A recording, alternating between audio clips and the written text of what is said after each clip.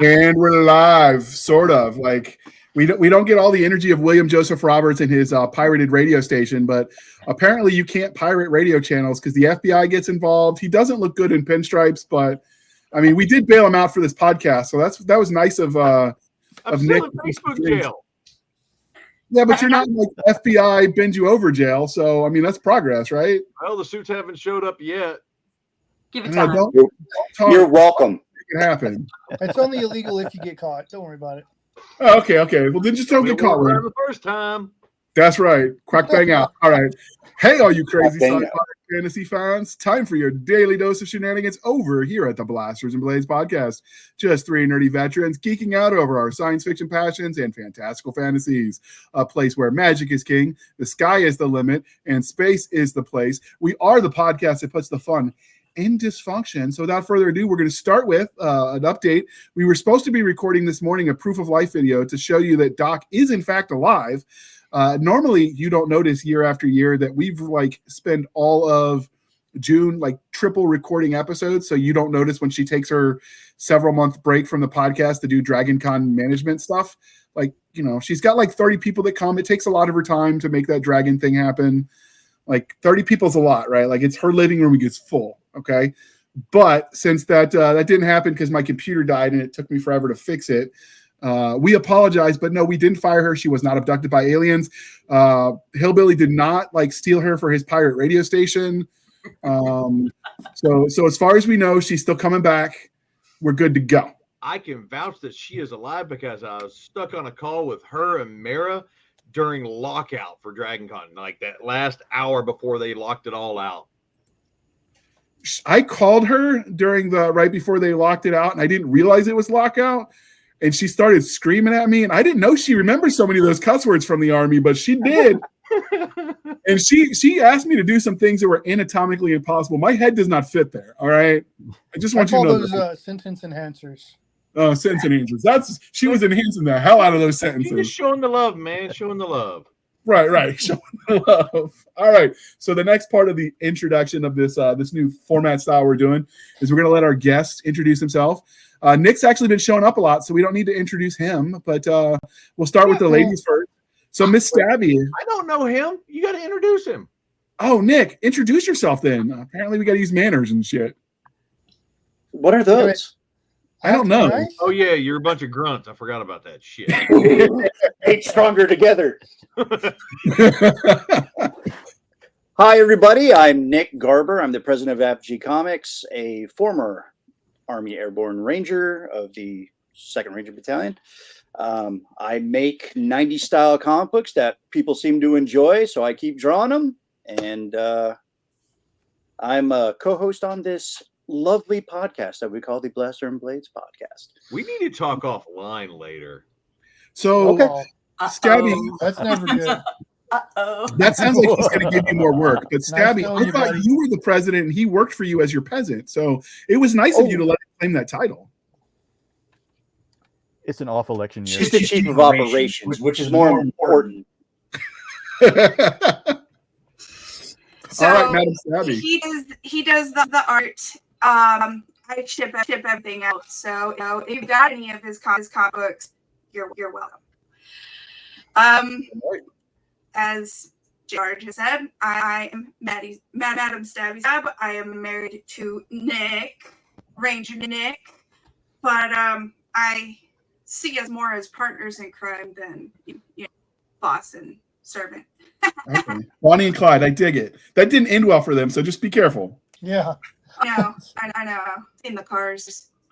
All right. Stay away from the cars with the suicide doors.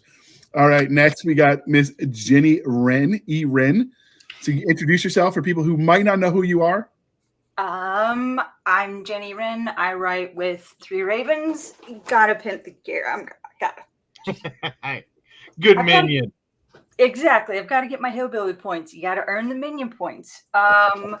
Write science fiction, fantasy, steampunk, Trailer Park 1 and 2. Anybody haven't heard of those, you need to go check them out because they're awesome. Minion extraordinaire, as we see, just, there's not many people who can keep up with hillbilly, but if you can, you damn well earn a coin for it. So does this mean you're not one of the three ravens? Hillbilly, I think you should explain the three ravens piece. Okay, so there are actually three of us, three partners. Myself, Benjamin Tyler Smith, and R.J. Layden. And I mean that's where the whole three ravens thing came from. So what I'm hearing, Jen, out of that is there needs to be a coup if you want to be a raven. All right. Hillbilly, you heard nothing, all right? You heard nothing. You've got plausible deniability. Well, that's what's funny about having Philip and me here. You gotta write a novel to get one of those. Yes, that's the thing. When we talk about coins, three ravens, there are coins that you only get that coin when you're a three ravens novelist. If you're an anthos, if you're an editor, tough shit, Buttercup. You don't get the coin until you get the novel. So you can be a three ravens author, but you're not a coin carrying three ravens author until you have that novel. Okay. So in order, because it's like a weird shaped thing with seven of us, we're just gonna go with it. Mr. John Apple, can you introduce yourself to the viewing audience, please? I'm the HMFIC of Seclusion Studios. I've done some concept work on a book called Mary Machine Gun for Atrocity Press.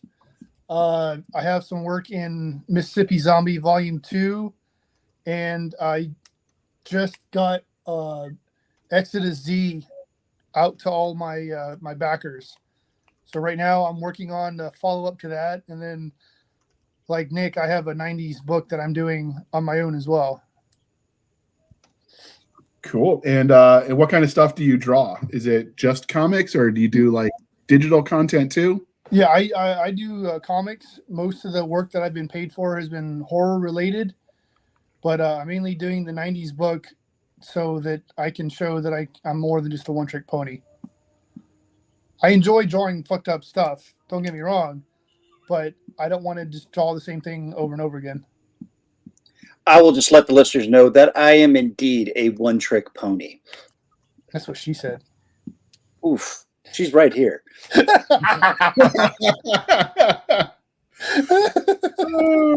right, maybe two tricks.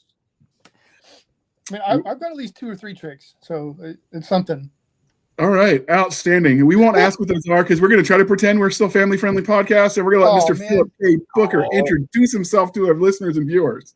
Hi, everybody. My name is Philip K. Booker, and when I'm not fumbling over my tongue, I write urban fantasy, science fiction, and just about anything else that the evil mind squirrels will tell me. Not to poach Hillbilly's line, but I'm a writer and sometimes editor for Three Ravens, and my first work was actually with you, JR, in the Storming Area 51. Yeah, we were just talking about. Yeah, we actually had to modify some of the stories and print it smaller than standard to fit them in. I'm not saying it's a Brandon Sanderson novel. I'm just saying if I drop it from a 2-story building, it will kill you. It is a brick. Yes, it's about yay thick. Yeah. Holy crap. That is the anthology, the only one I have not made money at because the FBI cock-blocked us. So if they had let the Area 51 thing go, like it would have been the Woodstock of our generation, that thing would still be selling. We'd all be buying like additions to our trailer parks, and then we'd write another story for Hillbilly about like how that all went wrong. But no, the FBI showed up and told the guy to shut it down. I'm pretty sure we're all on a watch list right now.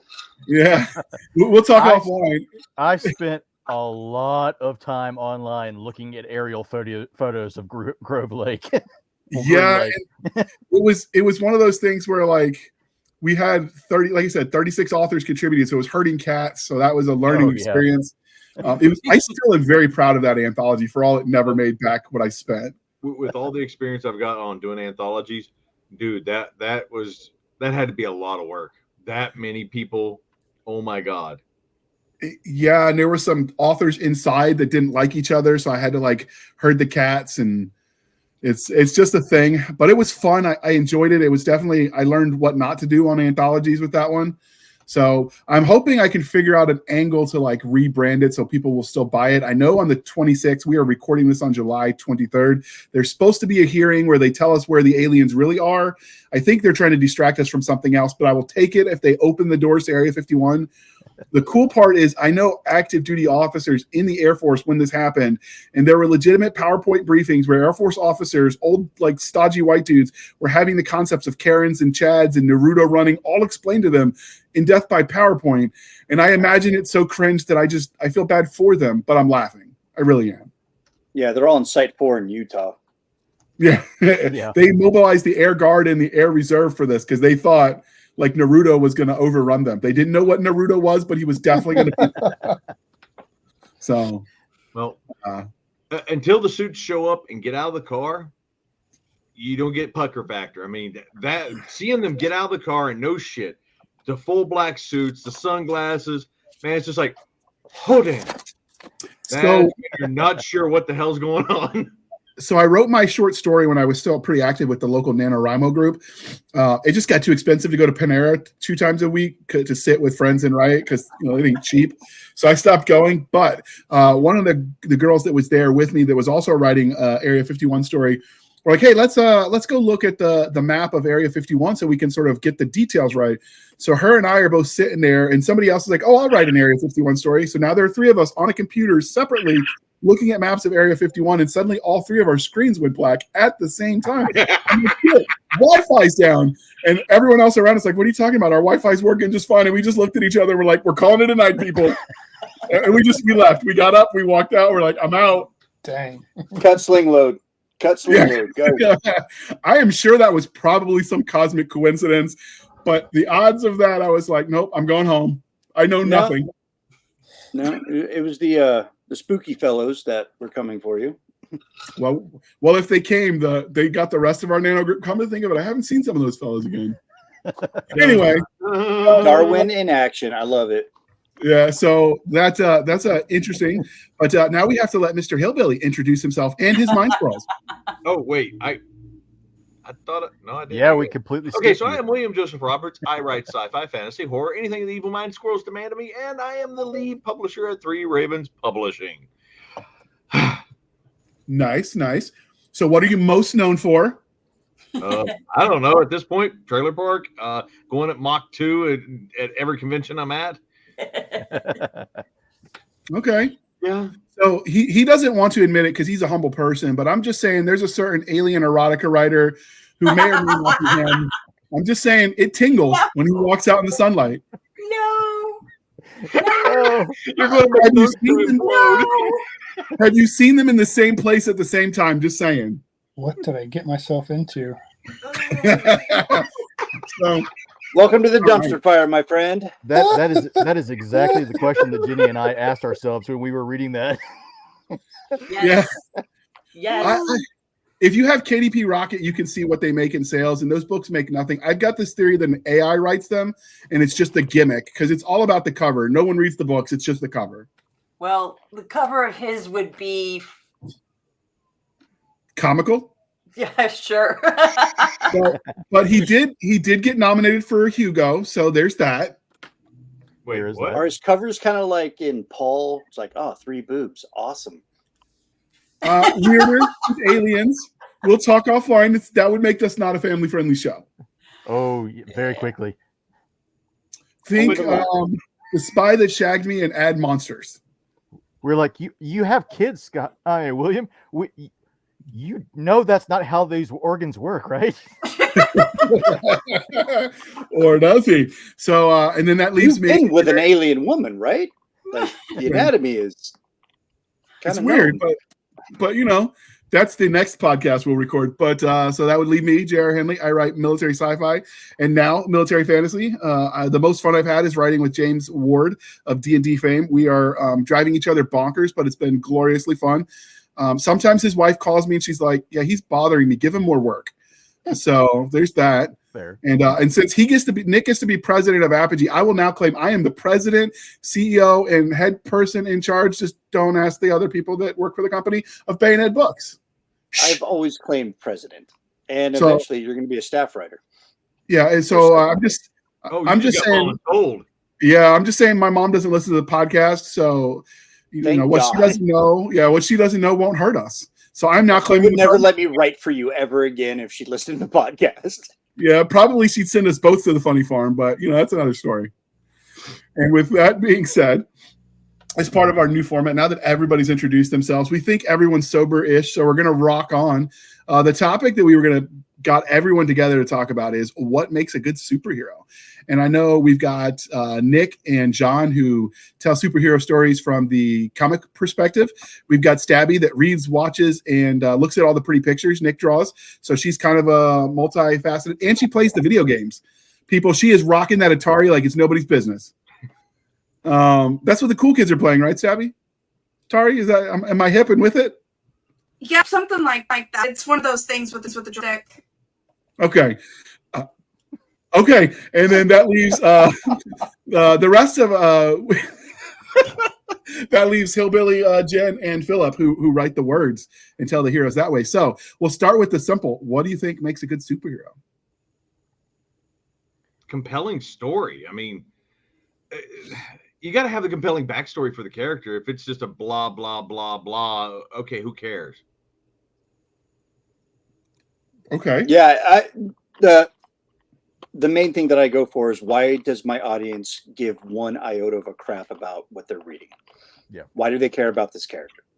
I've always said that the villain should be more interesting than the hero. It doesn't mean that you can't put any development time in the hero, because the hero is supposed to rise to the challenges that he faces. Yeah. That's a trope that's going to stand the test of time.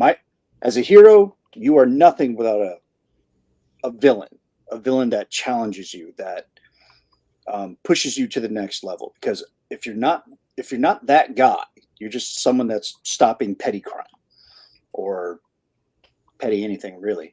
So it's all about, I think, the villain, and I think the supporting characters too are just as important as the hero.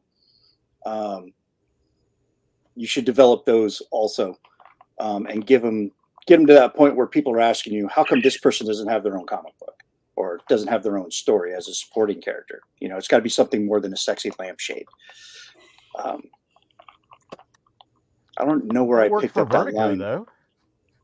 Yeah, and that's why they go like 4 or 5 issues and then they have to reboot again. But I digress. I just picked up my first mainstream comic in like a decade yesterday, so it's been pretty good. But that's what a hero is to me.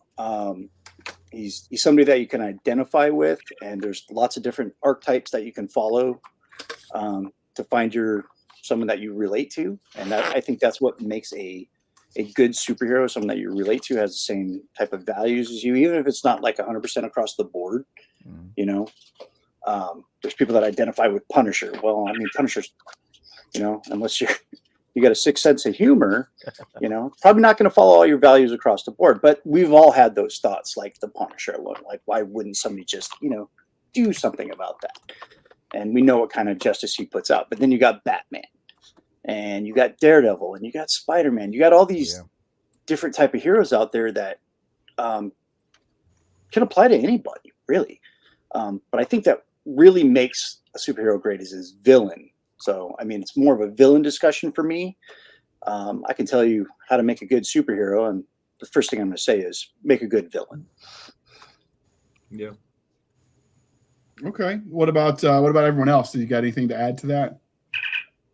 What about when the villain is the superhero? Oh. Then you have. I'm writing something like that right now, and they're actually the same person because they have split personalities. But yeah, you make an interesting point. Hancock was technically a villain for the longest time. Oh yeah. Yeah, he was. I mean, he was the antithesis of the anti-hero for half the freaking movie, and then it flips over. Yeah. You know, That's what I was thinking, Hancock. And then there's also, it's animated, but I mean, I'll watch a story if it's a good story. But like Megamind, like technically he was the bad guy, but he ended up being the good guy in a sense because the actual hero was a family-friendly jerk. He was a jerk. And I loved how he said Metro City. Right. Metrocity. I loved it. I love Megamind. Yep. So I mean, that's the Megamind is time when good. like a super villain is the hero. So I guess it's like how do you define hero? Ooh, that's a deeper question. I like that. Well, I mean, that 10 points to Gryffindor. that in itself has so many different connotations. I mean, you have to define it culturally. I mean, if you roll back the clock, somebody who brought food and things like that to the starving village, Robin Hood. superhero, you know. So you mentioned that superhero was defined by their villain. So Sure. and then when you listed a superhero, you mentioned Batman, which I would have always considered a vigilante. So do you think there's a difference between a superhero and a vigilante with gadgets? I think superhero was more of just a blanket term for anyone that's out to do good.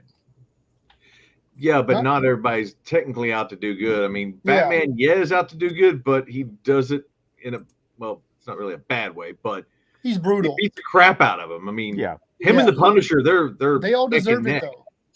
He's the lo-fi Punisher. Yeah. I mean, he's the Punisher without ammo. Well, that just tells you that the difference is money between those two. Yeah. It's whether you're going to be on Criminal Minds or be on, E! Entertainment. Well, with the exception of Conan being one of my favorite characters, and the Conan comics were awesome. You had the Savage Sword and the what was the other magazine back in the day? It was just straight Conan. Well, you had Conan Saga, and then the Savage Sword were the big magazines. Then you had the regular comics. Yes. But the main man. I love Lobo, but Lobo's just out there. I mean, he is absolutely freaking brutal. He killed his entire civilization off with the exception of his English teacher or something? Everybody but himself, I thought. No, there was one other, and it's like his English teacher was the only one. He left one, and it was so obscure I thought that you're only going to find it in the DC Encyclopedia. Yeah. Well, no, if you find there's one comic that he meets back up with her. I forget which one it is, but there was one comic that he met back up with her. I think it was just after the trucker ones. It's been a while since I read it. Is that the one with it was like mid 80s when it came out, like 85? No, this was more like 90, 91.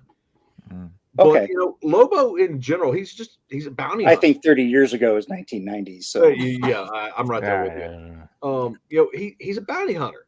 I mean, he's out for the cash. He's out for himself. He doesn't really care. But then every now and then you get that little glimmer of something, and decides to help somebody out.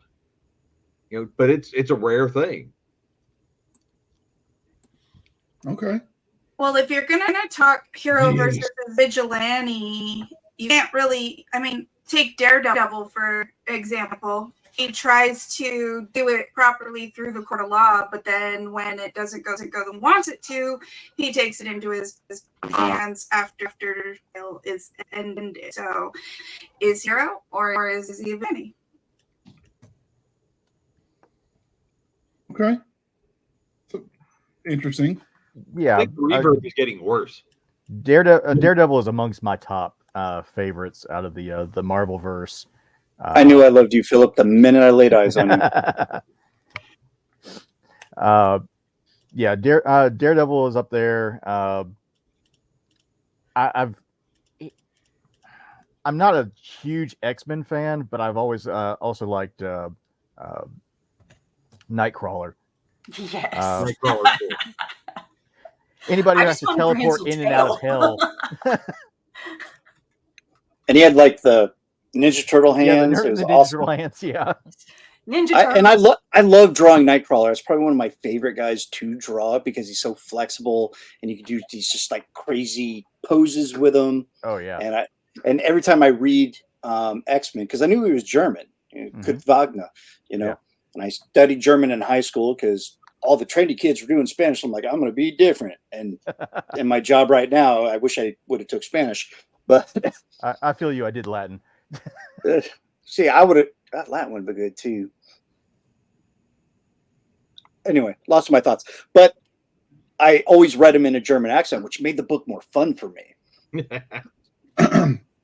So you mentioned, Jenny, the Ninja Turtle. So would you consider the critters that are anthropomorphized as superheroes, or do they have to be human to be superheroes? Oh, see, now you hit one of my Achilles. I I'm very bad about anthropomorphizing things. Like Hillbilly had to cut a mirror out of one of my flash fiction because it put me over the 1,000 words, and I fought for that anthropomorphized mirror, and then finally he went, no. And I said, fine. But I will put Bad brand.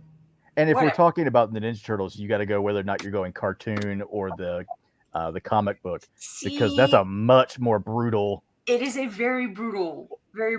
Like, yes, How it made it to a kid show is beyond me. Oh, I don't know. Knowing the comic books Lots of before editing. I saw the cartoon. I don't know, but it depends. I think because I mean, you've got, is Shredder the hero or the Turtles the heroes? Do they become heroes because he's a hero? I mean, yeah, I'm totally for anthropomorphizing. Dude, I named my car, and you know how normally cars and boats are girls? Yeah, no, mine's a boy. And my little monster kicks ass because I said so. So, yes, I'm all for anthropomorphizing something and making it like center stage. But no, I grew up on the Turtles. I was one of the only girls in school who watched the Turtles, listened to the Turtles. I was one of the only girls. And I was like, all the rest of the girls, I was like, well, y'all are missing out. Not my fault. You can sit there and do whatever, but I'm going to sit there and watch Turtles. And the kid show, I agree. I don't know how the hell I got turned into a current kid show with that like blocky animation, like the Teen Titans Go animation. Yeah. No. Oh, the newer Teen Titan version. Go is retro. This was cutting edge at the time. Yes. But I was definitely the one watching the Turtles, the movies with like the big yeah. Okay. So you think you think superheroes can be the anthropomorphized creatures? Does anybody disagree with that? Hillbilly better not, and Philip won't. No. Oh, dun dun dun! The coup is coming. Next, in Four Ravens Publishing. I've just regressed about 30 years, and I'm digging through some stuff. Oh, Yes. there you go. Mikey. Yeah. See, back in the day, Cowabunga. I was so influenced that, you know, Hold on. I'll give you solo layout. There you go. And well, that one you might be able to see a little bit better. Nice. Just some random stuff. They have Blitzkrieg. I mean, I drew so many character forms and all that, just trying to learn how to draw, which eventually got down to the point of taking reference out of comic books, out of those little tiny squares that were, you know, about yay big in the page, and doing full page. Oh, I'll give you full screen again. Cable. Oh, Yep. nice. And that was literally like just a tiny square, and I freehanded from what I was looking at, and then Love Cannonball. Yeah. Okay. Mr. Guthrie. So I guess that counts. Is there anything that is commercially been called superhero that you would say nope, that doesn't count? The Boys. Yeah. The Watchmen. Well, now, again, I mean, that's an alt history superhero tangent, man. I mean, that's no different than what we're doing right now with Bent, really. Yeah. I mean, seriously, my guy that I'm writing for the Bent universe, he's definitely going down that anti-hero, Punisher, Lobo style character. But, you know, that's the kind of stuff that I read back in the day. So getting to play with a superhero with that kind of attitude is just beautiful. Yeah. Okay. Has anybody else seen any examples that were called superheroes that you didn't think qualified?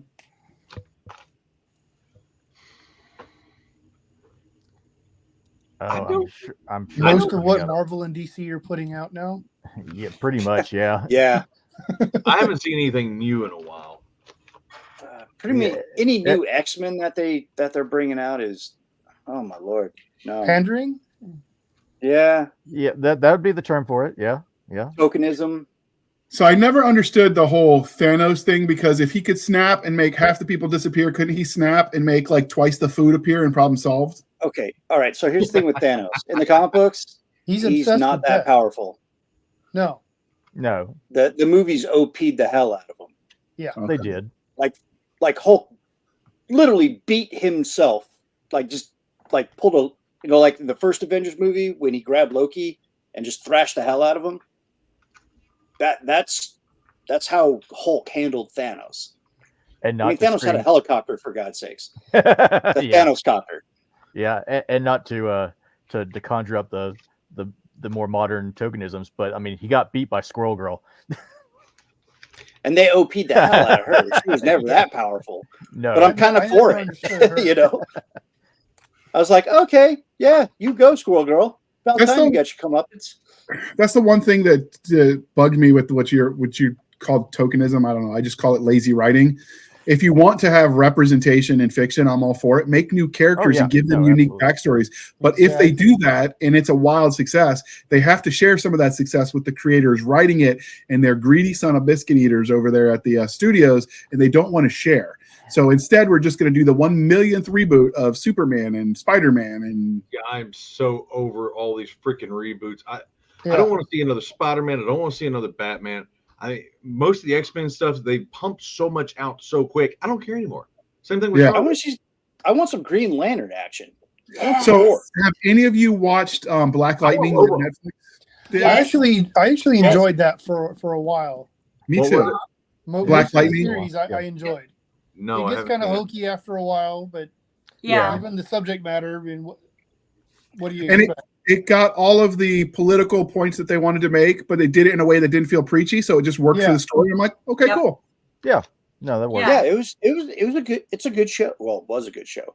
Well, yeah, I liked that they made him earn it. Like, it wasn't just suddenly he has this power and he's OP, and suddenly his daughter has power and she's OP. Like, they got their butt kicked along the way for their hero's journey. Like, talking almost died. How are they going to make it to another episode? Kind of, concerned for them. Sounds like my poor characters. It was like the early seasons of The Flash. Exactly. I was just going to say that, Philip. I was like, because the Flash got his ass handed to him quite a bit as he was learning his powers. It wasn't like the John Wesley Ship Flash, which I was a big fan of because, I was so desperate for comic books being in another media. Yeah. Like television. Where he got hit by lightning mixed with chemicals. Next, he's a great ass superhero. What I like about the CW's Flash, it was, he had to earn that. He had to earn every step of it, And what I think really brought the series down is when, honey, your favorite thing to bring up when we talk about the CW Flash, Iris West. When Iris says, "We are the Flash." Yeah. So when Iris West says "We are the Flash," I think myself included, I was like, "Are we though?"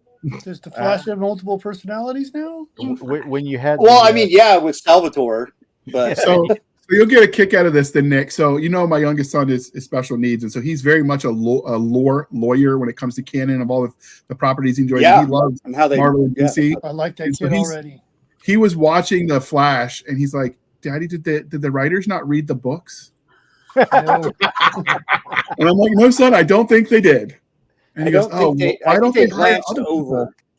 He's like, "Why don't they hire better people then?" And I'm like, that's the $1 million question. Because me and John are making our own comic books right now. Yeah, pretty much. I got tired of asking that question because nobody here gives a shit about that. Or crap, sorry. Yeah. No, you're fine. But yeah, no, I was agreeing with you with my head, so I'm going to apologize ahead of time. Okay. Yeah, so, edit it out later. It's okay. Yeah, sure. I'll totally edit that out. We're going to pause for a moment where we're going to shamelessly shill for the man. And this time it is a man because he's sitting right here. He has not been stabbed yet. So Madam Stabby has been very nice to him. But Solarian Prime is sponsoring this episode. What?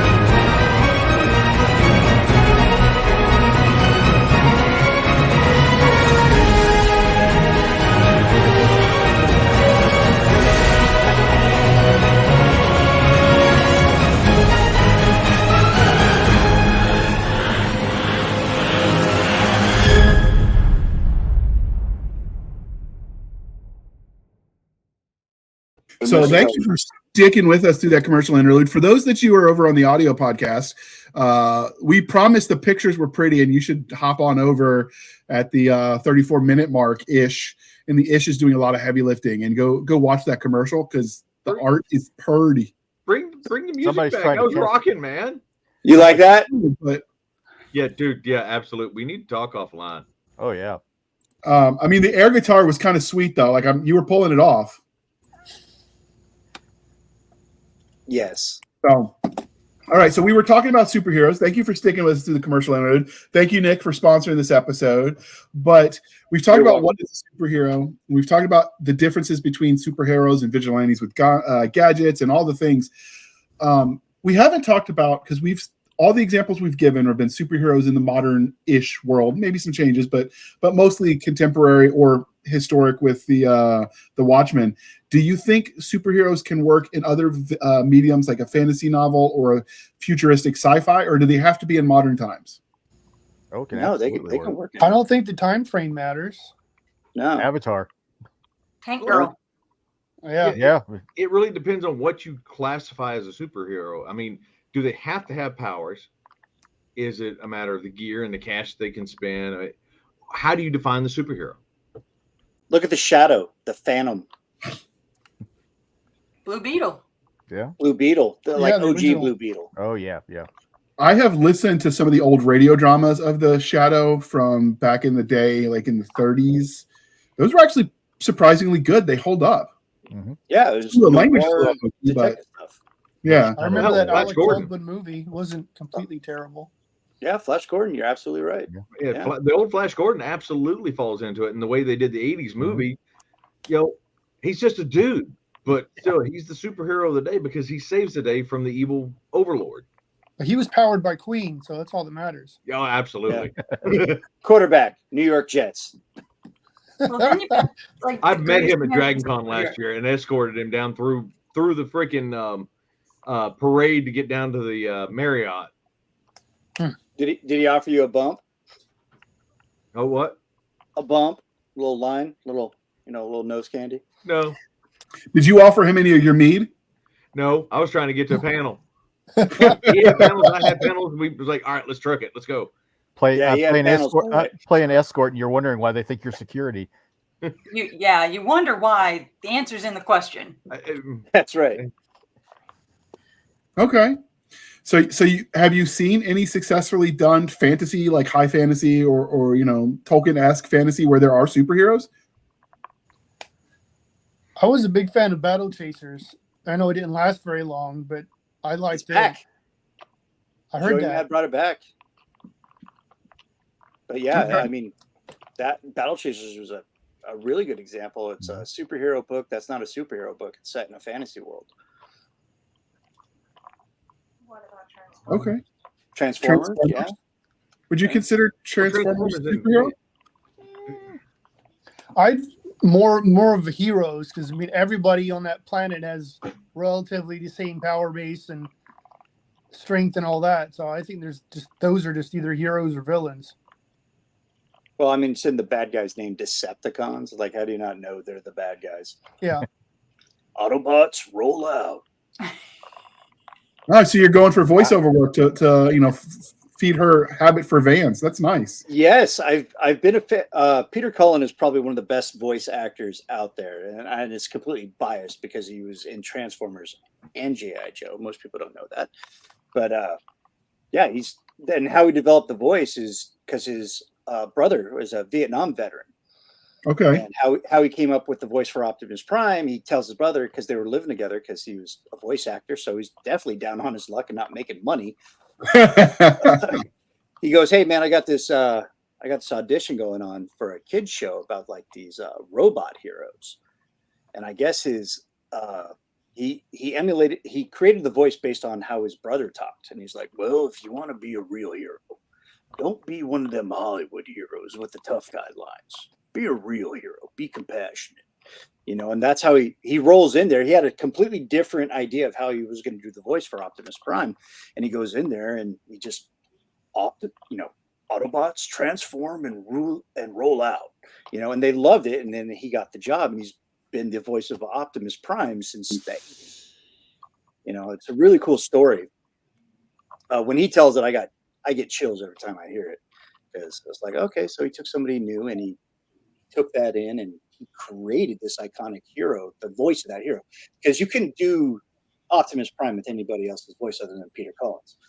You know, even though I'm a pretty close mark to it, it still wouldn't fit. People would know the difference. I mean, I know the Decepticons are the villains, but I would take a sound screen in a heartbeat. I'd be walking down the street like John Cusack and with the boombox on my shoulder all day long. Oh yeah, that synthesized voice that he had. Yeah, that was so cool. Yeah, that's another iconic one. The most iconic voice is the African American actor who did the voices in the Police Academy movies. Oh yeah, Winslow. Oh yes, I'm not convinced that wasn't like voiceover. I know they say he did them all himself, but I'm skeptical. I'm like 50% there. Wasn't he also the guy that did Destro was yeah. He was like, they got the blips, the chips, the flips. Yep. You know. Yep. And He I did think all the the guy voices. that did Shredder in the Ninja Turtle cartoon was black as well. Yeah, he was Uncle Phil on the Fresh Prince of Bel-Air. Yeah. Wait, that was him? Yeah, the same dude. He was crazy. He was a voice actor. He's done other shows too. Yeah. Okay. All right. Yeah. So where do you about all of it? Yeah, it's crazy when some of the voice actors you associate with one thing appear on another. So like we interviewed when we were still Sci-Fi Shenanigans, Rainbow Sun Franks, who was an iconic character in the Stargate Atlantis franchise, criminally underutilized character. And when we were interviewing him, he was talking about, some of the roles his sister, because he comes from an acting family, and his sister was one of the voices for the characters on Rugrats. And he said, and then you see her and then you start playing WoW and you realize she's also on there. So you're like, wait a minute. I listened to her when the kids show, and suddenly she's like ogre number 12 or whatever. It's sometimes when they cross over, it's like, wait, no, you're supposed to stay put in this neat little box we put you in. Well, look at Mark Hamill. Yep. Luke Skywalker. He was the voice of the Joker in Batman the Animated Series. Wait, really? I didn't know. Oh, yeah. Yeah. Wasn't he in that also, Flash TV show as well? I'm sorry, say that again? Wasn't he in that Flash TV show as well? Yes. Yeah, he was the Both trickster. versions. Yeah. He was also in the Dark Crystal Age of Resistance. He was also the scientist in the Dark Crystal Age of Resistance, the Skeksis. Yeah. So it's like I told my son about that. He's like, Are you messing with you right now, Dad? And I'm like, no, Luke Skywalker is the Joker. And he's like, I don't believe you. And I'm like, all right, here we go. Because that's one of my favorite cartoons to watch when I want to go to bed. Oh, yeah. So I'll throw on some Batman animated series, and like Stabby Stab's like, how does he not know this? I'm like, I don't know. There's a failure in our parenting somewhere. But we're going to fix that right now. Dropping the ball. So back to the topic of superheroes and what makes a good superhero. Like, there's obviously heroes exist in all fiction and all formats. So where is the line where hero and super meet and a hero becomes a superhero? Like, where is that dividing line? I think the short answer is when, like, a hero could be just about anybody. Like, you return a wallet to somebody that dropped it out of their pants. That could be a hero. When we start going into superhero, would you really call that heroic? I mean, there was no risk, there was no gain, there was doing the right thing when no one was looking. Sure, nice. Well, you have to look at the definition and how you value a hero. Hero is already overused. Okay, so say we even throw in risk. All right, so he dropped the wallet in the middle of the street, and there's oncoming traffic or traffic going both ways, and he goes out of his way to dodge traffic to recover the wallet, right, and bring it to somebody. Right. This is the right thing to do. That would be considered heroic because there was risk to the hero, and there were some challenges set, like dodging cars, playing human Frogger. All right, so we start dealing with superheroes. Superheroes deal with things that are not meant to be solved by, I guess the best way to put it, be mortal men, ordinary men, or women. All right, so when you start throwing in, and a lot of authors, writers, and comic book creators do this, we elevate the risk by really patting the scales on the side of the bad guy. Like, this guy's gonna win it. You know, like, he's too powerful, he's too strong. He's cosmically charged. He's got all these things that he is the winner, you know, in any stretch of the imagination. And then you got this one guy that says, no, not on my watch. That's not going to happen. And he's willing to risk himself and everything that he stands for to defeat that threat. I think that's what makes them the superhero. And it doesn't have to be in comic books, I don't think. Because we saw it in the Tolkien books. You know, we've seen it in Lord of the Rings. We saw it in The Hobbit. We took these ordinary characters that were facing challenges that were way outside their pay grade or wheelhouse, and they came out on top. You know, but you only get to be that superhero if you come out on top. You know, other than that, you become a martyr or just the valiant hero that, you know, you almost get downgraded to like hero status if you fail. With that kind of definition, you know, if you start digging back into the old tales, like Beowulf himself is a superhero by definition.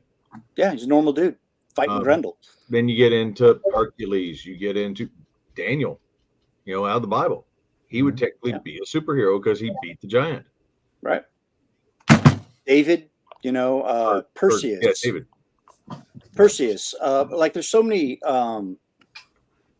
examples in our lore. You know, I don't mean to offend anybody by calling that, but I'm trying to be like multi-faith, multicultural here. So in our JR, it sounded like you fell. He probably did, because I said something intelligent. JR. Tap twice if you're alive. I'm alive. I dropped my phone. Oh, that'll do it every time. I was trying to mute real quick so I could turn off the ringing because I thought I already did. Okay, just making sure, because it didn't sound good there, buddy. I don't want any more brain damage. I got to be careful. I was like, am I calling the cops right now? What's going on? They're trying to reach you about your car's extended warranty. How did you know? It's like you're spying on me. Like, where's the camera? Where's the camera? I have a feeling that's going to happen. I'm going to be like mid-heart attack. My phone's going to go off. I'm like, send help. And like, we're going to try to reach you about your car's extended warranty. And I'm like, send help, and I'll do it. That's so goofy. But yeah, I think that's the characteristics which separates the hero from the superhero. Don't get me wrong, the hero does have his own challenges and his own obstacles to overcome, but I think the superhero has something that is, it seems like, and I hate to use this term, but a Herculean task.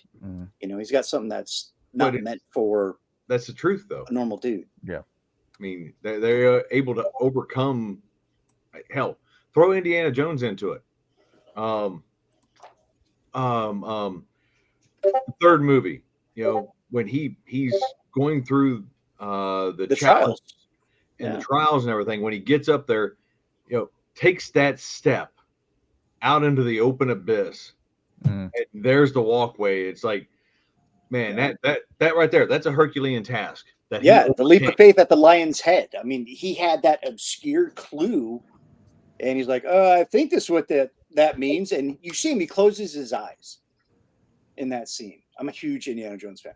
Right. So you notice that he closes his eyes and he just commits to it. He's like, well, one of two things is going to happen. Either I'm going to step on something that's going to save me from peril, or I'm going to fall down this crevice to my death. And really, that kind of defines the hero. It's like what defines courage. It's like being afraid, you do it anyway. So something about what you said for your definition between hero and superhero, it sounds like everyone who's successfully heroic becomes a superhero. And I don't know that I agree. So I did a Google search because, you know, the gods of Google are never wrong. And this is where in the comment section, dear listener, we want you to come in and argue with us and tell us we're right, we're wrong. We don't know what we're talking about. Volunteer to come on and we'll do a second panel. Like, all the things are possible. But it says, you know, quick little, you know, dictionary definition says a superhero, a type of stock character usually possessing supernatural or superhuman powers, and dedicated to protecting the public, which I kind of agree with. By that definition, I mean, did Frodo really have superhuman powers? No, he just did the right thing anyway. I wouldn't call him a superhero. Heroic, absolutely. However, he did have a superhero's weapon. He had Sting. He did.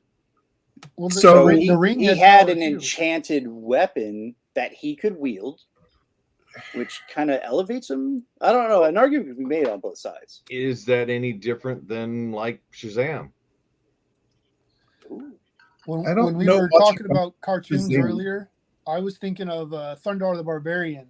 He's not necessarily a superhero. He has no powers of his own, but even the once or twice where he took the sword away, that didn't stop him from doing the right thing. Because he was Thundar. Yeah. I love that. God, I miss those shows. Yeah, don't go back and watch them though. Don't. It'll just. No, they don't hold up. No. I'm watching the that with Bubble Dude Thundercats, just and wander around, and I'm like, oh, why did I like this character so much? Yeah. He's an idiot.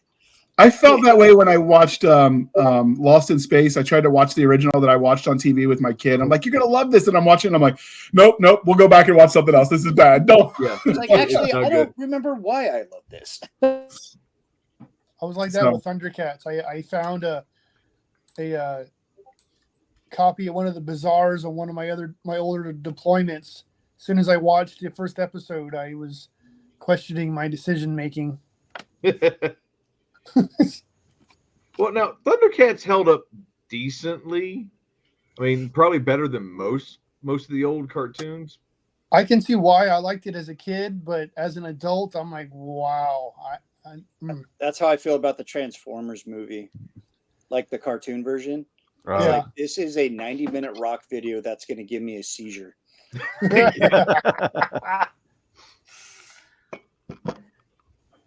Okay. So does anybody else, other than Nick and I, have opinions on where the line between hero and superhero lies? I've always looked at it as, yes, superpowers. That's what makes you a superhero. Your actions are what make you The hero. an actual hero. So could you be a superhero then by that definition and be evil because you have the superhero powers, but you use it badly or for bad? I would consider you more of a villain because then your actions are usually self-centered or self-serving, or you're deliberately out to hurt someone. Those aren't heroic acts. No. Then you end up being Black Adam. Pretty much. So is there a difference between villain then to use the mirrored opposite? So if there's a line between where a hero becomes a superhero, is there, and the definition I gave is the powers, is there a line where a villain becomes a supervillain? It's when they get jacked up on power. I mean, Yeah. Doc Ock. Nah. Doc Ock, the Hobgoblin. What was it? Yeah. The hawk? Powers definitely help, or when you have to have more than one hero to thwart you. When the Avengers get your called, integrity just stops. You stop having integrity, you just kind of lose hero aspect to become villain. I always do like seeing what motivates the villain, because like Nick was saying earlier, that the hero is only as good as the villain they're taking on. To me, if the villain has a good reason or justifies the writer justifies why the villain is behaving the way they are, to me it makes sense that, hey, this is why the hero is going to step in and try to stop that villain from taking over the world or whatever they're trying to accomplish. Yeah, but then you get the ones where the hero, the villain isn't just a villain, they're an empathetic villain, where you know why they're doing what they're doing. Like, they have a reason. They've been screwed over, they got the short end of the stick, or something happened, and they're responding, they're reacting in a way that's immoral, unethical, bad, or whatever, deserves a kick in the shins, but you can understand why they're doing what they're doing. It just doesn't make it right. Dennis was right. Yeah. I mean, Marvel's had a hard time pulling that off with most of their villains. They're either forgettable or they just have the weakest of end goals as far as the movies go. Now the early Sam Raimi Spider-Mans, the first couple of them, I mean, you felt for the villain at least, and then after that, somebody forgot my name or didn't invite me to a birthday party. Yeah. Very Maleficent. Yeah, I think Marvel's kind of lost its way in the fact that the most interesting villains are the ones that there's no rationality behind them. Mm. You know, you have the Joker, you know, and they made that Joker movie. It's like, well, he's crazy, so we kind of, you know, and he was shunned, and society didn't really get, you know, understand him. No, the Joker was cool because he was batshit crazy. Yeah. Yeah. The original Joker was dark. Yeah. The His original mommy didn't hug him Joker enough. before The you know, Neil before Adams- Adam West and all that shit. It was No, dark. Yeah. Like his introduction, and then after the Adam West, the Batman 66, when Neil Adams started getting involved, you started seeing this dark Joker. There's no rhyme or reason to what he's doing. You can't justify it. Just saying he's crazy doesn't exclude him from why he's doing what he's doing. He don't even know what he's doing. Like Heath Ledger's like, I'm a dog Heath Ledger's chasing version. cars. Yeah, exactly. You know, He I wouldn't know what to did do too. with it once I caught it. You know, he just does things. You know, and I think that was probably, if you mix that with the Jack Nicholson Joker, you would have the best cinematic Two best Joker that ever versions, yeah. existed. Yeah. You'd have the Jack anarchist, and you'd did- have did a the damn mob good boss. job at it. You know, So- that's how I feel. Hillbilly, I've got the art you sent for the Bent. Is that I'm going to throw that on the screen so you can tell us why you thought that was fitting with what we're talking about. Well, I that's why I disappeared. I went to go see if we had a copy downstairs, but I think we sold out at the last con. I couldn't find the copies, but it's okay. Yeah, so we're writing superheroes now. Full fiction stories. The first one, Annoyed with Lloyd, was Christopher Woods. It's his universe. Biology enhanced nascent talent. Basically, a comet lands in the 1950s, and 15% of the population gets useless. Bent. Yeah, they get bent. They get useless talents. You know, the chick's beard can grow down to her waist in 2 hours, or fingernails can grow to ungodly lengths in no time. You know, useless crap. But then 1% of the 15, they got an actual talent. They're the ones that they're weather control, fire, ice. You know, the true epitome of what we see as superheroes in comic books. And you know, a little bit of alt history with this. We're playing around with that, but we're having fun writing stories. Myself, Jenny Wren, and Phil are all writing in the universe. Oh, And yeah. I put them to the challenge of, you know, we got 45 days starting this past Monday on the 17th to write 50,000 words and knock out a novel. And may the odds ever be in your favor. Absolutely, because you know what? Google Docs ate my freaking outline, so I've been trying to Not rebuild it. it the last couple of days. I didn't do it. Jenny sent her freaking electronic gremlins after I me. didn't do it. That's her story. She's sticking to it. Oh, I'm sticking to that one. Like, if I can't see it, I can't break it. So, sorry, Hillbilly. Okay. So we've Rule talked 4 doesn't about, apply. Rule 4 You know, there- does not apply. so there's a tendency in modern, and I don't know if it's the anti-hero, if it's just society's that broken, but a lot of people lately will, for whatever reason, they tend to side with the villains more and more. I'm seeing when you hear cultural discussions, and then more and more they're writing in where in universe where the superheroes exist, the society at large turns on them. Why do you think that's a trend that you see in superhero fiction? Because everyone's a victim. No. Yeah, Or everyone wants to be a victim now. Jeez. I blame It- Spider-Man 3 with Sandman. Go on. So the Sandman he's a dick in the comics. Like he's not doing it for his kid. He couldn't care less if he had a kid out there, let alone a sick kid. He could care less. So in Spider-Man 3, just such BS. I was so mad at that damn movie. I'm like, well, ugh. that's one thing that I'm absolutely seeing, though. You know, just like they said, the characters are all victims, and it's like, come on, you're beating a dead horse. It's getting boring. Give us something good. Go back to, hey, dude just fell in the vat of chemicals. Now what happens to him? Where's Yeah. our radioactive spider again? Or Let's something have like some fun, bats. that, you know? You know, where's that? Okay. It's not there anymore. Comics used to be fun. Yeah. When your villain, you had no idea what their motivations were, other than they just wanted to cause chaos. It wasn't because they were doing it for a sick kid. The only one that I will give a pass on is Mr. Freeze. I was thinking about Oh, Well, Yeah. okay, yeah, I Mr. give it Freeze a pass. always had a reason. His whole animus, his whole sole purpose was to save Nora, who was dying from McGregor disease stage 4. Yeah. Schwarzenegger did that. Doesn't that make him an empathetic bad guy, though? He is the first empathetic bad guy. And I love him for it. I think it seems like everybody else is kind of trying to find that formula, and it doesn't come off as genuine. With Freeze, it does. Yeah, with the animated series did Freeze beautifully. Oh my God, it's like I don't usually cry at cartoons, but I cried at that cartoon. Yeah.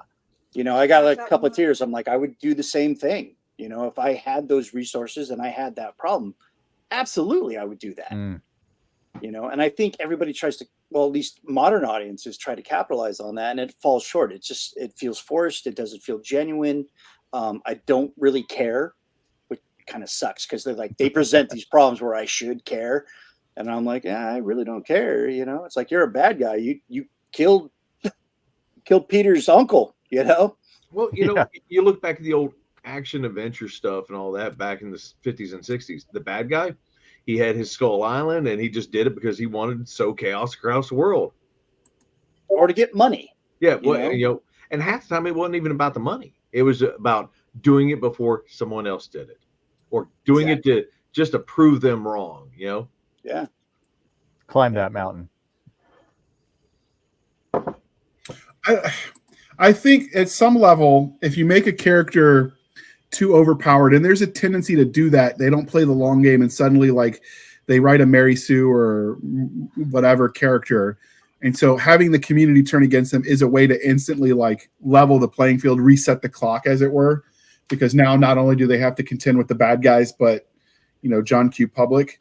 So to a point, I get why it can be a reset, but it seems like everybody and their brother is doing that these days. And at a certain point in time, if the community really doesn't want you there, okay, good luck, I'm out. Yeah, it almost becomes sadomasochistic that the guy's sticking around to save these, losers that are turning as evil as the bad guys. And I've always wondered why they feel the need to do that. That's a good question, man.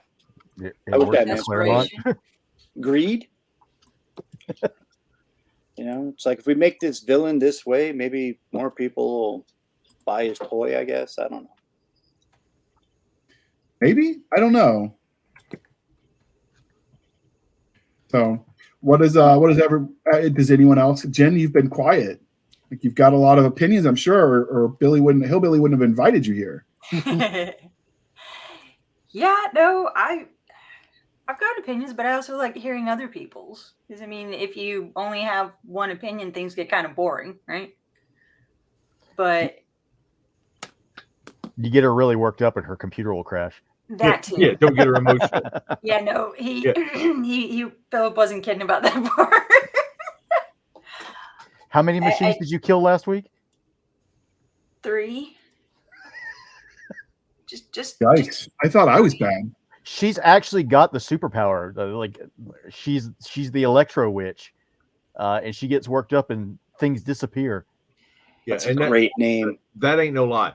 Seriously, we went out to Superstars. Me, her, and Ben Smith went to Superstars last February, and on the way back, Superstars is an emotional roller coaster, and along with a fire hose of knowledge for writing and publishing and stuff like that. And let's see, I was nowhere near the car. I had the keys with me, and the car just turned itself on by itself and started playing the radio. It started playing your Spotify, and Android Auto started giving me directions. Turn left in 200 yards. Yeah, and that's just Skynet kicking in. Car wasn't even on. Let's see, she killed two card readers at the Wendy's when we stopped for food. Jeez. Completely removed Android Auto from my phone, and I had to reinstall it. I was in the back seat. So when her emotions get wonky, her electro field, man, it's just like. And that's why we have rule number 4 with 3 ravens. Don't let Jimmy near the electronics. There actually is a rule with 3 ravens. Rule 4 is mine. I'm not allowed near electronics. It's an actual rule. So. Yeah, tell her how many times. Tell them how many times you had to rewrite trailer park stories. 6. You can come hang out with me anytime. Apparently, I attract lightning. So you can hang out with me. Stay out of Florida then. Yes. Yeah, no. I try not to stay out in a lightning storm because I just kind of worry that it'll Jenny, you want to be a supervillain in my comic? sure. All right, cool. Bring it So- on. Speaking of powers, one of the things I do notice in superheroes when they have powers that are like elemental or whatever they might be, the use of them is always so straightforward. It's like they don't think past, I have lightning, must shoot lightning bolt, instead of, oh, I have lightning, maybe I can control this electronic that runs on the same electricity. Mhm. So why do you think that is? Is it lazy writing? Is it just, the audience isn't as sophisticated? I know nothing about the demographics that enjoy this superhero stuff. It's not my jam. So I just don't know. Well, when you start talking about power sets where they may be able to control lightning, but they may not have full electrokinesis, and it may Okay. not transfer to technokinesis, which is another power set. It could be Like, lazy I have writing. to They just to fry never it. thought about it. Now, I do have one question. Who in their right mind came up with the Wonder Twins? I'm That pretty seems sure like, drugs were involved. yeah, that seems like the almost useless possible power combination ever, and they have to be Almost. together for I'm them to gonna- work. Well, and you're going to be an inanimate object. Yeah. Yeah. Lovely. Anthropomorphizing the heroes. I'm going to be a bucket. You get to be the water in the bucket. Ta-da! And that was That 90% of the Super Friends cartoon. It was, Yeah. That's I'm what gonna happens when you take the pander form of to an the eagle. fans and you don't care about the quality of the work you're doing. You get stuff like they that. really Or needed to think it's through just- that one a little bit better. They were gearing it towards kids. And Yeah, the kids were they gonna needed to notice. come up with something that would work with the Hanna-Barbera Yeah. Yeah. crowd. I think one But of I my think favorite also- cartoons was Batman and Scooby-Doo. Yeah, well, yeah. But I think also people don't tend to think. They don't think like dominoes. They don't think where the next 4 actions are going to land or the next 4, what the impact is going to be. And they actually showed that in Supergirl, which I was not a huge fan of, but I watched it just to do due diligence. But like at the beginning, when she was learning to master her abilities and kind of use them, she was walking into a coffee shop where there was an active shooter, which, by the way, yeah, that's its own thing. But, and the bullets are ricocheting off of her, which was great. But then later in the episode, James, the other reporter, whatever, he called her out. He goes, okay, yeah, so you weren't hit by those bullets. But when they ricocheted, who got hit by those when they ricocheted? So it's not thinking 2 steps ahead or 3 steps ahead of the impact of those immediate actions. And I think a lot of people do that just naturally. So maybe they just don't apply that forethought to the superheroes. So lazy writing. Yeah. Yeah. Thinking outside of tertiary effects. Right. I mean, that kind of goes in all genres. Like, how many times have you read space opera where they're shooting all kinds of like round after round and they miss?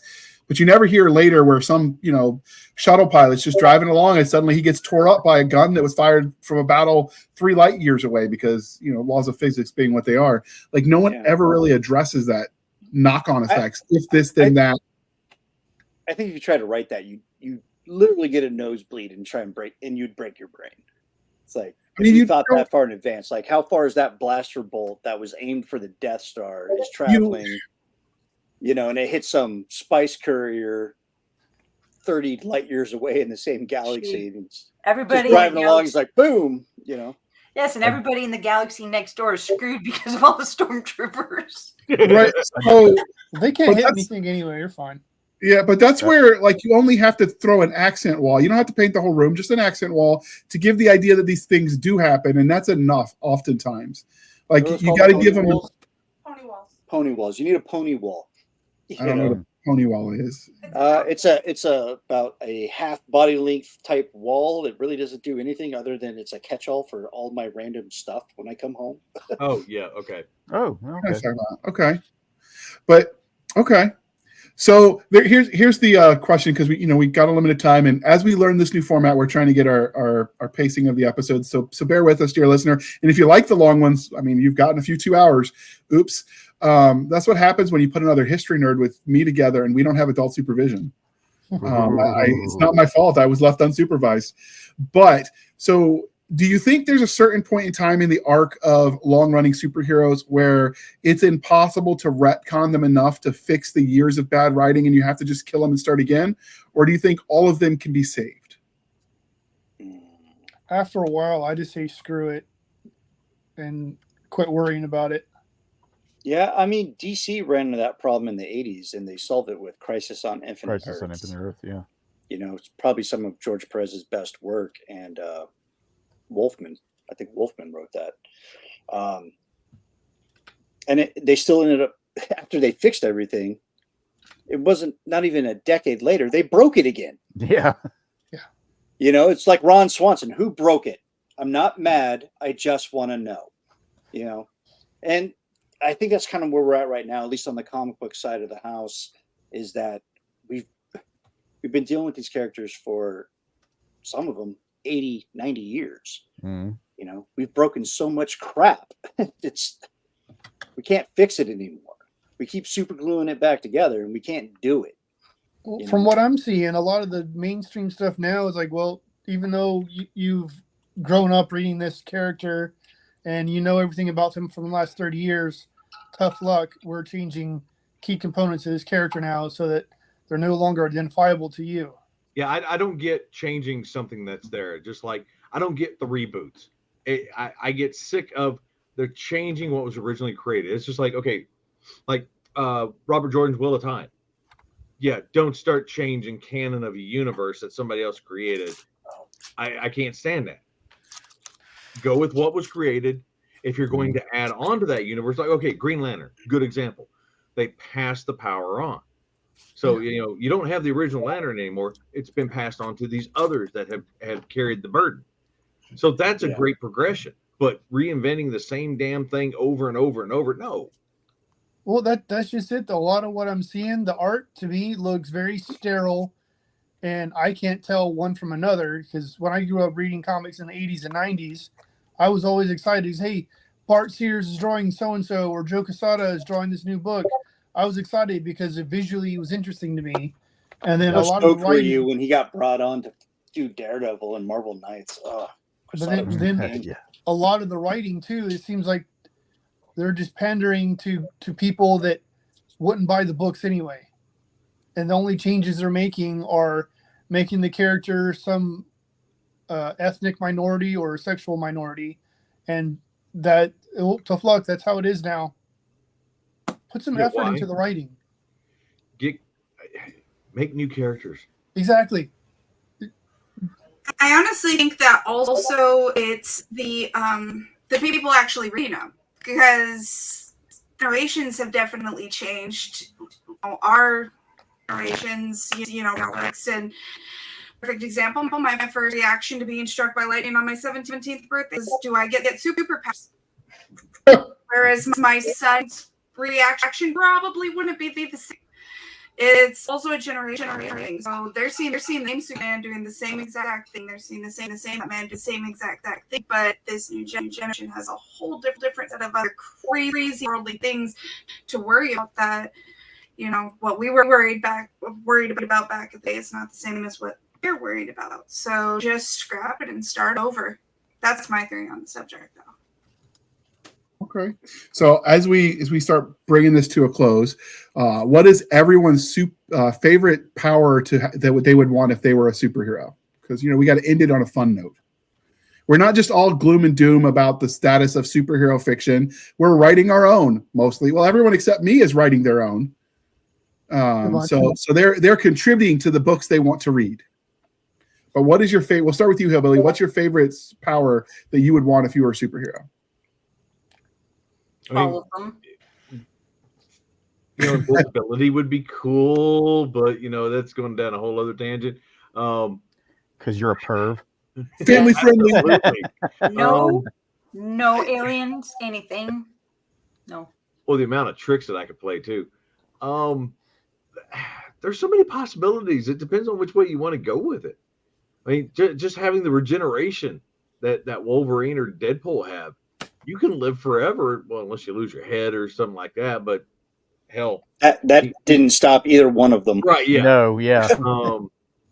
So it's hard to choose because there's so many different things that you can do.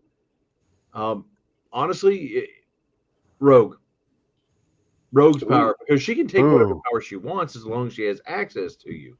Now, I could see a bad guy having all these supers. Oh, wait. Siler from Hero. Siler, yep. Damn it.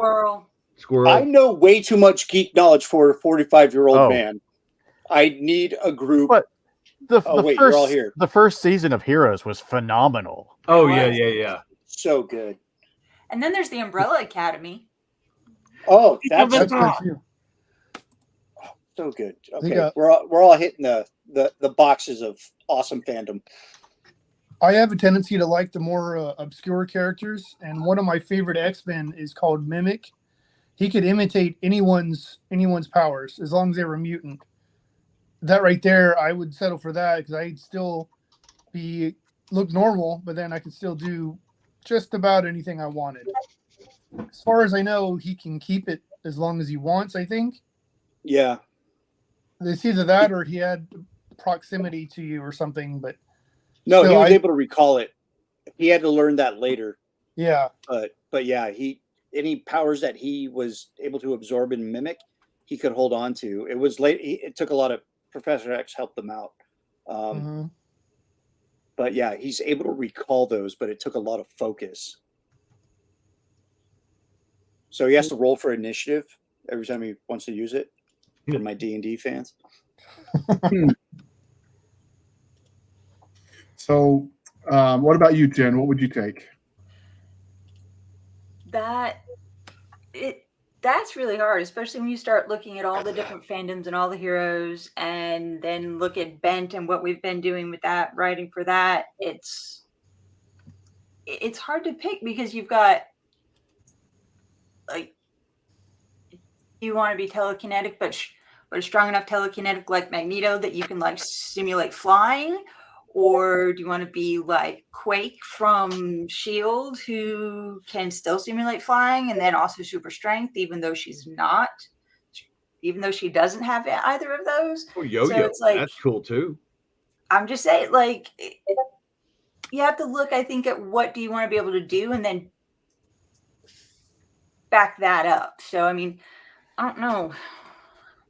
I can't say everything because that makes me super villain, but, because I think I would want to know things. Like I'm writing an empathetic bad guy who I actually like more than I like my good guy character. And he can force truth out of people or things. So he makes a real good interrogator because he can't keep anything from him. But I think something like that might be interesting to be able to do. I mean, PDs everywhere would want to get you. And so with the mob, because, all the bad guys want you because you can, like, make them into information brokers. So maybe something like that. But I also want to be able to fly because who doesn't want to be able to fly without wearing a plane other than Phil? Okay. Speaking of Phil, what power are you going to take? You know what? Out of all the comic books and whatnot that I've read, and I don't know if it's just that idea of making things blow up. I like gambits. Okay. Because flicking poker chips or playing cards and setting off minor explosions, that's great.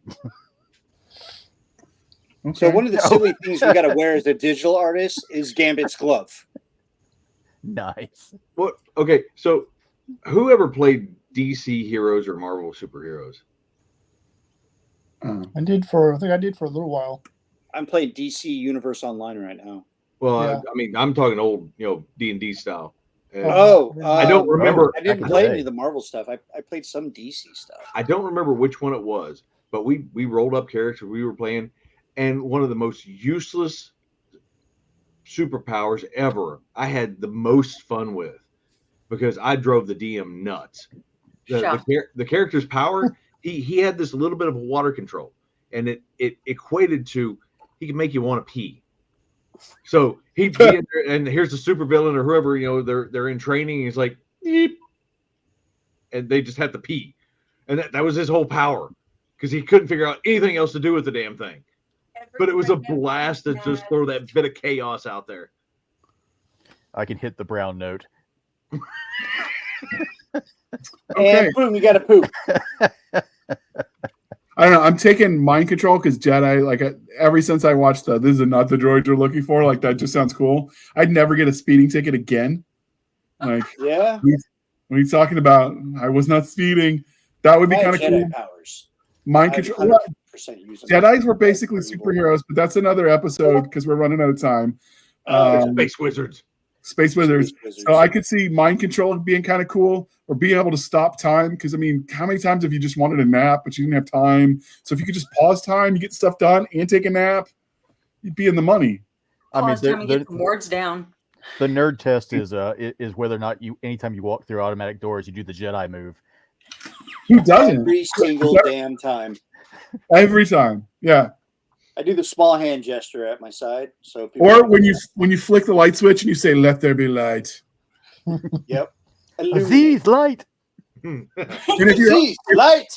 if you're of a certain age, when you watch static, like if the TV flips and you get static, and you say, "Step into the light, Caroline. Step into the light." I can't do her voice now. I'm sorry, I just don't have it in me.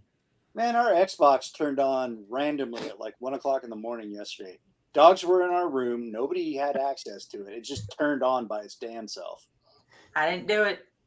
So, what state are you in? Are you close to Jen? I'm just saying. I'm in California, man. I'm in There Tennessee. shouldn't be no ghosts here. We Our ain't that powers old. have grown. All right. So in the comment section, dear listener, what power would you take and why? And we will not judge you for the morality of what you do or do not pick. So, whatever. He who lives in glass houses shouldn't throw stones and stuff. For me personally, I want access to the Speed Force. Yeah. Ooh. Yeah. I can see that. So I trip walking on flat floors. That's not a game in my best interest. Now do it on water. So clearly this episode is winding down. So if there are any questions about superheroes we didn't ask, if you want a round 2, reach out to us in the comment section. And with that being said, we're going to let our guests tell us what they're working on right now. We're going to start with you, Hillbilly. So what are you working on, brother? I am working on my novel for the Bent universe. I have no idea what it's going to be called yet. But Get Bent. If you like Lobo, if you like Wolverine, if you like Deadpool, that kind of character, or the Punisher, then this one might be for you. Mine's going to be skimming that or riding that dark edge of torture porn, possibly. Yeah. Well, this character's going dark, but he's got a good reason to go dark.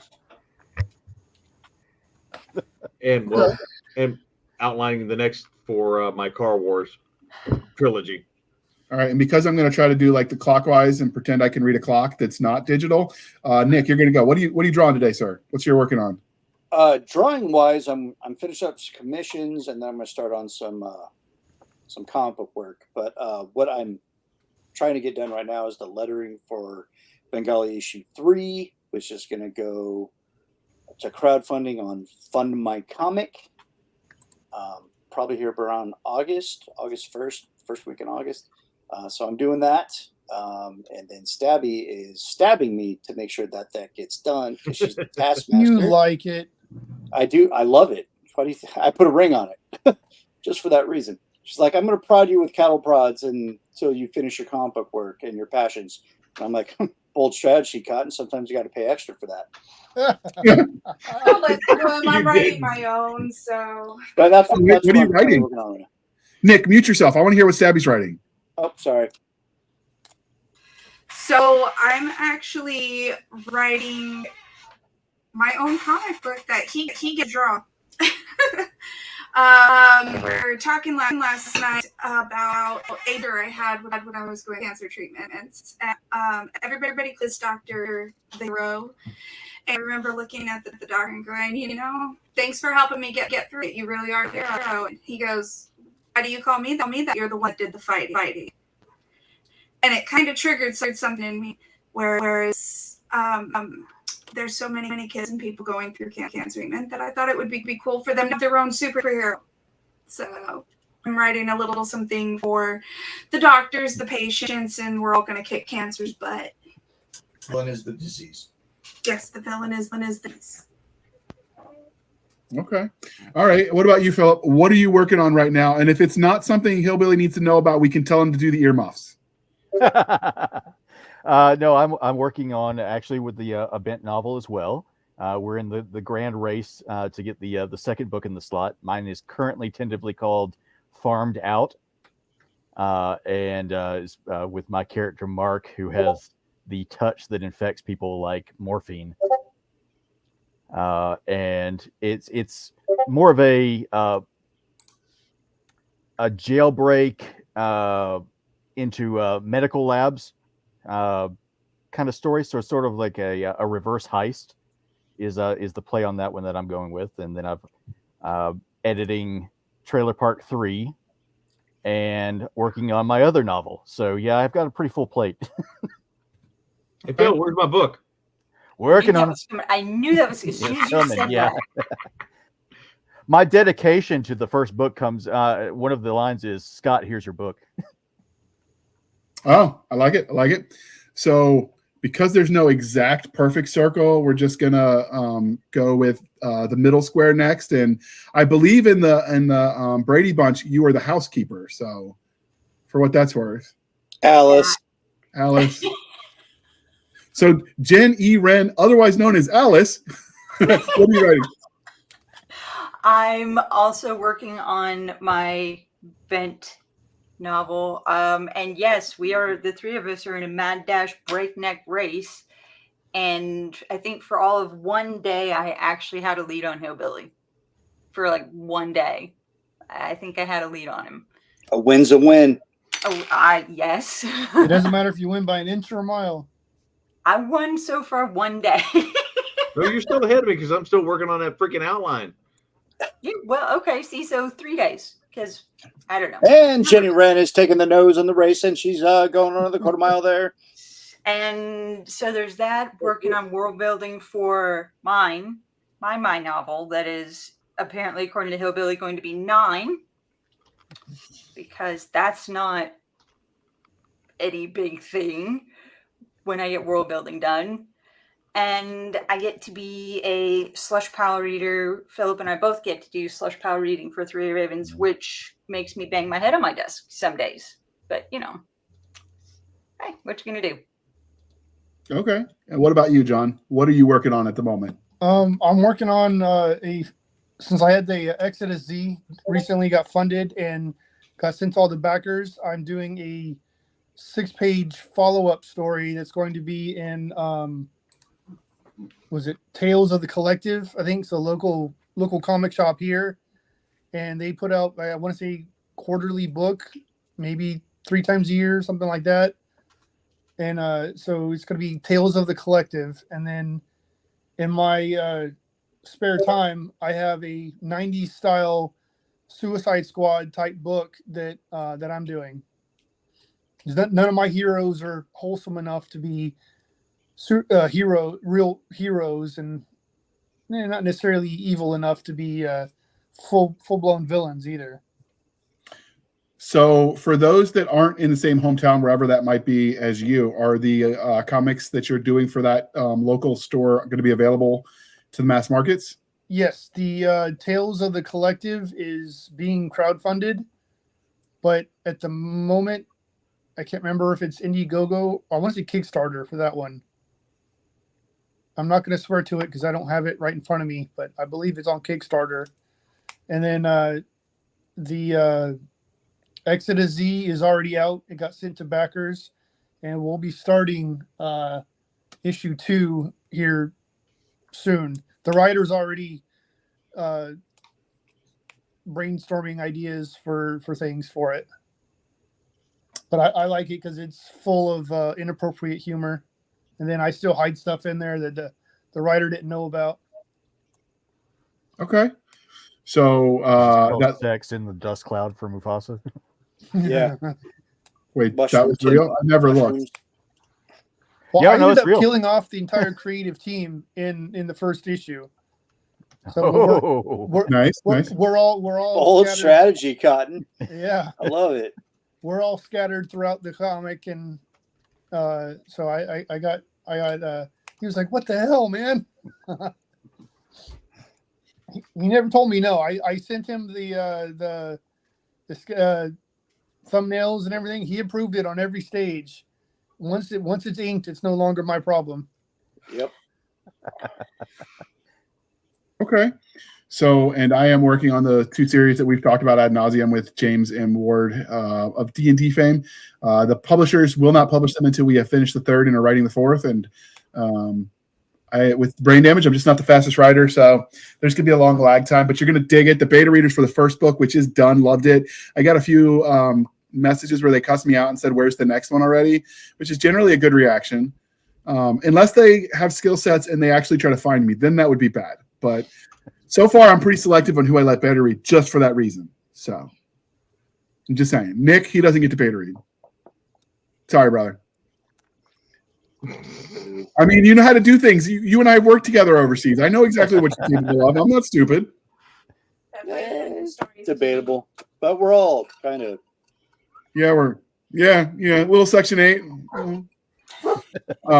So that would be a fun character to write about in a modern military setting, as the Klinger or the Section 8 screwball. What was the guy, the pilot and A-Team who was a little crazy? Murdoch. Like, write that kind of character in a modern setting. That could be fun. Now I've got goals.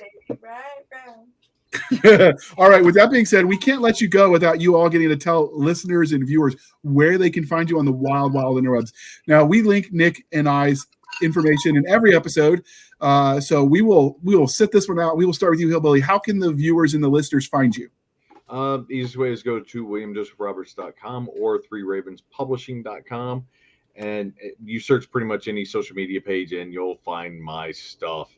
Also, we've got a couple of Kickstarters, one's in pre-launch right now for the Car Warriors Universe series, and there's going to be another one for the Bent series after I get done with the Car War stuff, and then I'll do that one, and we're going to have Tuckerizations available for both those universes. Okay. All right. What about you, Jenny? Yeah, Rule 4 kicks in, and I don't do a whole lot of social media because I do break it a lot. But you can find me I've got an Amazon author page. You have to go Jenny E. Wren to get to me. You can find my stuff in the 3 Ravens anthologies until I get Bent done. And I'm going to be the second one. These other 2 guys know. They're going to be 3rd and 4th. I'm going to be 2nd. But that's about it pretty much right there. Okay. And that next but not least, we have Philip K. Booker. How can they find you on the wild interwebs? I mean, besides those that are like parked outside your house asking for book 2. Oh, yeah. I know where he lives. He does. I mean, I wasn't going to tell him it was you behind the bushes, sir. I was going to let that slide, but you outed yourself. Just saying. Well, it's really hard to carry this white screen along with me and hide in the bushes. So that I'm really behind the boathouse. And you can find me on Facebook, and to a lesser extent, Twitter and Instagram and all those. But philipkbooker.com, and I have a little blurb, I think, on 3 Ravens until I can get this Bent novel in. I can get my full credit. Okay. Coins. Okay. Then I want my Gambit coin. Yes. You can just like chuck it at Hillbilly's head when you get mad at him. That makes staff meetings more interesting. It could replace the F-bomb. It could. Oh, God. But I like it. Do you want to replace the F-bomb? No. There is actually a knitted bomb with F written on it. F on it. That we throw around at cons. Yep. Oh. A publishing house of dysfunction, I approve. Maybe I'll have to assimilate into the Borg. But now we've got I realized I said last but not least with Philip, but I meant last but not least of Three Ravens. And Nick was like, screaming at me in the comment section that you guys thankfully don't ever get to read because that would lose our family-friendly rating. He's like, you forgot my friend John. And I didn't forget you, John, but you're not Three Ravens. So I should have been more clear. I'll stand myself in a corner or something later. Maybe have a half of the vodka less afterwards. I don't know. I'm on your coast in October. I'll take care of you then. I'm used to being the redheaded stepchild. He's actually redheaded. Yeah. Wait, are you really? I'm colorblind. Is that right? Yes, I am ginger as you can get. Okay. Which means he has no soul. He doesn't need a soul. He just takes everyone else's. My ex-wife took that anyway, so I'm not worried about it. You've met the family court, I see. Welcome to the that would family. be an We meet on interesting Thursday. origin story. That would be an interesting origin story for a villain, the family court. Yeah. Anyway, so where can the listeners find you on the internets? I'm under Seclusion Studios on Facebook, Twitter, and Instagram, and then what's that new one? Threads. Threads might be under my name, but I know the other three is under Seclusion Studios, and I usually try to keep it similar. That way, it's easier to find me on there. And then I have most of my work on my Facebook page. Well, most of my art is posted on my Facebook page. But it's all under Seclusion Studios. Okay. All right. And you can find us, dear listeners. We're going to start with our link tree because they get really finicky if on YouTube, if we link to BitChute and Rumble. Those two platforms don't really care. They realize YouTube exists and it's the 300-pound gorilla or 800-pound gorilla in the room. But we are on Linktree at Linktree, linktr.ee/Blasters and Blades podcast. Again, Linktree /Blasters and Blades podcast, where we link to our BitChute and Rumble. You can find us on Twitter, where all the shenanigans happen. It's twitter.com/SF_fantasy_show. Again, Sierra Foxtrot _fantasy_show. And by shenanigans on Twitter, I mean we repost our episodes, and sometimes I share science links, but I'm too wordy for Twitter, so I don't really go there.